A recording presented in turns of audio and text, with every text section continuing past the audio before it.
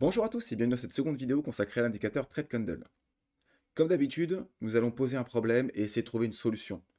Mais avant d'entrer dans le vif du sujet, je vous propose de faire un petit tour des améliorations visuelles qu'on a apportées à notre indicateur. On ne perd pas plus de temps, c'est parti. Avant toute chose, je rappelle, dans les configurations, qu'il est conseillé de désactiver corps, bordure et mèche afin de ne pas gêner la lisibilité du graphique. TradingView propose de vous afficher le prix sous forme de ligne, avec ou sans points, et sous forme de bougie creuse. De base, il va rendre creuses les bougies bullish et garder pleines les bougies bearish. On peut les désactiver ici.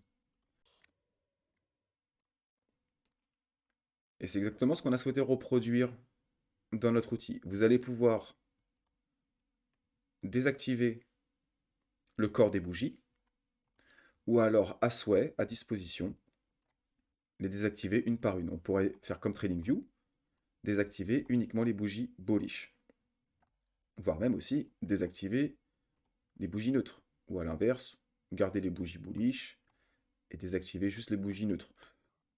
Ça peut être très pratique pour ceux qui aiment les charts légères. Nous vous avons rajouté différents modes de calcul concernant les couleurs. Vous allez retrouver la single color qui va récupérer la couleur neutre. Vous allez retrouver les 4 couleurs qui vont récupérer les 2 couleurs bullish, l'état de survente, l'état bullish, et les 2 couleurs bearish, donc le bearish et la survente. La neutral zone, le code qui était là jusqu'à présent, et le dégradé. C'est une option supplémentaire, c'est peut-être pas forcément pertinent pour tout le monde, mais je trouve ça assez sympa. Voilà pour ce qui est des améliorations visuelles, on rentre maintenant dans le vif du sujet.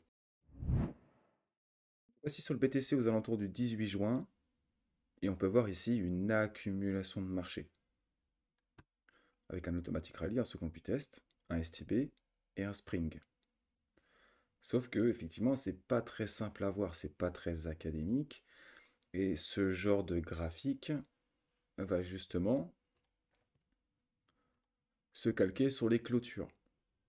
Mais c'est pas suffisamment précis parce que la théorie c'est bien, la pratique c'est autre chose. Donc ici on a l'action de prix bâtie sur les clôtures. Dans notre indicateur, vous allez pouvoir donc du coup ajouter le prix sous forme de ligne et choisir comme source soit la fermeture, soit notre calcul à nous, Wyckoff. On voit que si je me mets sur clôture, c'est exactement le même prix. Hop, je vais pouvoir l'enlever. Vous allez pouvoir rajouter aussi, comme sur TradingView, des petits points, en modifier la taille si vous voulez. Ça peut être très pratique pour repérer les différentes bougies. Et on va se mettre sur du Wyckoff. On va d'ailleurs même se comparer à TradingView. Ça fait très constellation, c'est rigolo. Sur TradingView, on voit qu'on s'arrête ici, qu'on a une réaction haussière et qu'on vient tout de suite faire un plus bas. Donc techniquement, on n'a pas de selling climax automatic rally second retest. Techniquement, on n'a pas ça. On attend, hein, comme on peut le voir sur les bougies, on attend un selling climax ici, un automatic rally, un second retest, un SOS qu'on n'a pas ici, STB Spring. Par contre, avec notre outil, on a bien notre selling climax ici, notre automatic rally ici, notre second retest, notre saut ici, SOS pardon. On revient tester ici, on revient réaccumuler de la liquidité, donc on a un deuxième ST ici. STB, première prise de liquidité, Spring.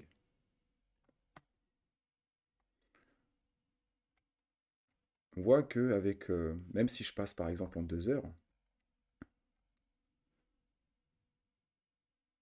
on voit qu'effectivement en 2 heures, il prend bien notre selling climax. Automatic rally, ça c'est bon. Le second du test, il revient très très bas, il s'arrête ici pour repartir.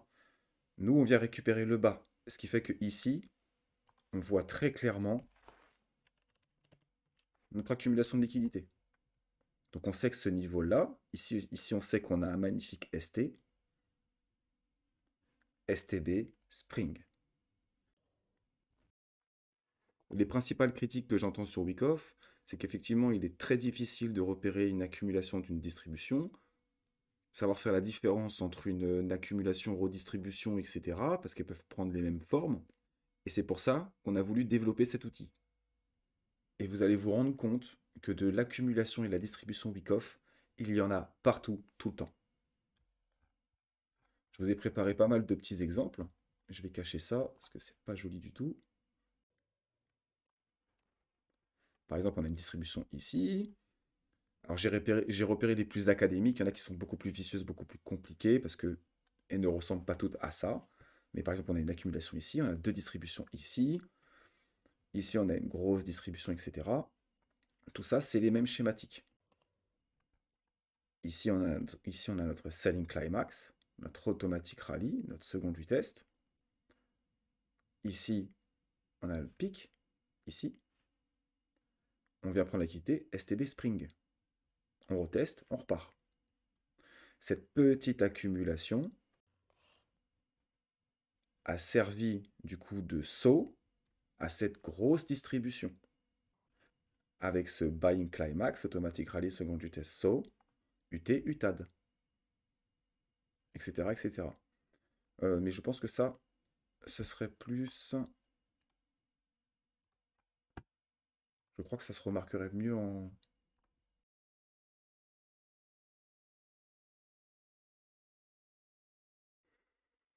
Là, ça prend forme. Donc on a notre buying climax, notre état bullish. Ici, on le voit dans les couleurs. On change d'état. Ça se voit sur les structures. On fait un M. Donc il se passe quelque chose. Donc buying climax, automatic rally seconde vitesse saut, UT, UTAD. Là, on a une belle distribution comme on aime. Alors cette accumulation est un petit peu plus vicieuse. On va avoir une accumulation avec un STB test. Mais on a ici, il manque le SC, mais on a un selling climax, automatic rally, qu'on peut même voir ici, ou ici, automatic rally seconde vitesse, saut, STB, test. On repart. Ici, pareil. Donc si je recule, on a notre buying climax qui est comme ça. Ici, on a une preliminary supply, buying climax. Alors on le voit moins ici parce que j'ai un ST.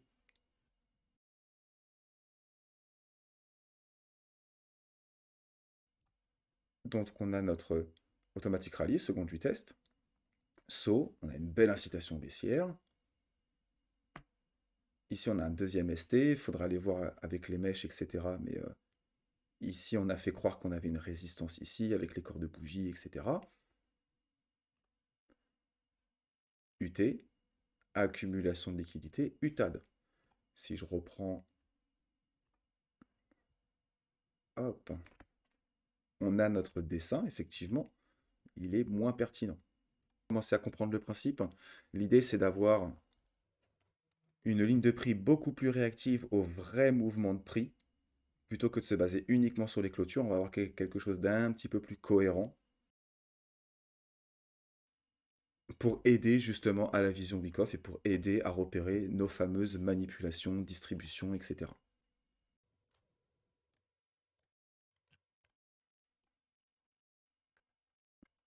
On peut par exemple reprendre cette schématique, et puis je pense que je vais arrêter là. On va reprendre ces deux exemples. On va peut-être passer plus en 2 heures.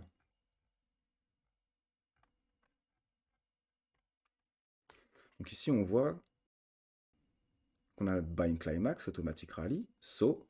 Donc on a une incitation baissière. ST, ici, accumulation de liquidité. UT, UTAD. Ici, même principe. Buying climax, automatic rally, seconde vitesse. On peut même le voir ici. Saut, UT, UTAD. Et on voit qu'avec le prix bleu, c'est beaucoup moins visible, c'est beaucoup moins pertinent. Ici aussi, on voit qu'on fait une sorte de range comme ça, mais alors en réalité, on vient d'abord récupérer de la liquidité au sud, et ensuite on va récupérer la liquidité au nord. Je trouve que la ligne de prix de TradingView n'est pas suffisamment précise. En se basant sur les clôtures, ce n'est pas suffisamment précis.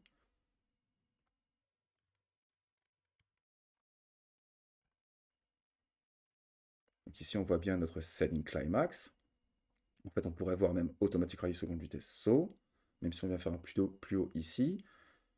Donc là, on est sur du complexe pullback. Donc pourquoi pas un automatic rally, un seconde vitesse, un saut ici qui vient prendre la liquidité du AR. Le STB qui vient récupérer la liquidité du SC du ST, un spring, et on repart. Et là, on ne blague pas sur le spring. Donc on a une belle réaction. Donc du coup, on attend un retest et on repart. À moins qu'on ait déjà une eurotest.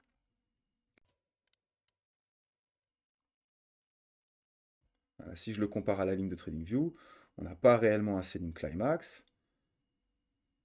On a peut-être éventuellement une accumulation de liquidité, mais ça voudrait dire qu'on a un selling climax, automatic rally SOS, pardon,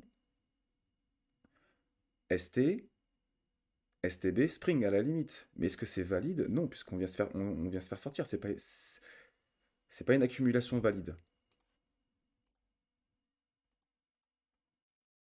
Là, par contre, on voit bien notre mouvement baissier et on sait qu'on n'aura pas d'accumulation et de prise de position tant qu'on ne sera pas venu récupérer l'argent du SC. STB Spring, impeccable. Voilà, je ne vais pas faire plus long. J'espère que cet outil va vous aider à améliorer votre vision week-off. J'espère que cette vidéo vous a plu. Vous connaissez le dicton, faites attention à vous sur les marchés. Je vous dis à une prochaine. Ciao!